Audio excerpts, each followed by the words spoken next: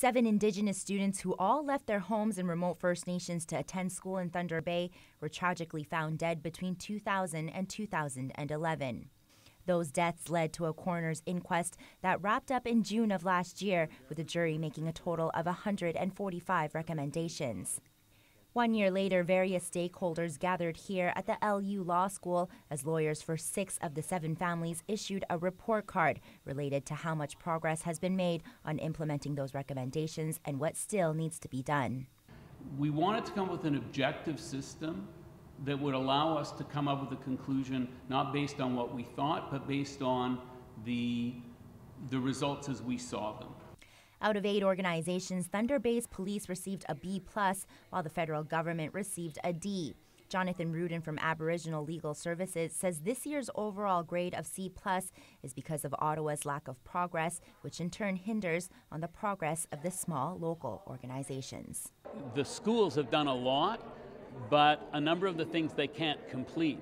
That obviously is important because you're right, at the end of the day, unless the governments can help with funding and changing things, there's no way that 3 small Indigenous-based education programs are going to be able to make massive change and the change that's needed.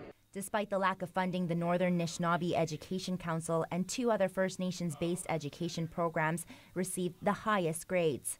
Meanwhile, the City of Thunder Bay received a grade of C+. Out of 31 recommendations directed at the city, over 70% are currently in progress. City Manager Norm Gale says although they are optimistic about next year's grade, they too need the government's help. It was mentioned up there about funding issues, particularly for the education parties. Those funding issues apply to the municipality of the City of Thunder Bay as well.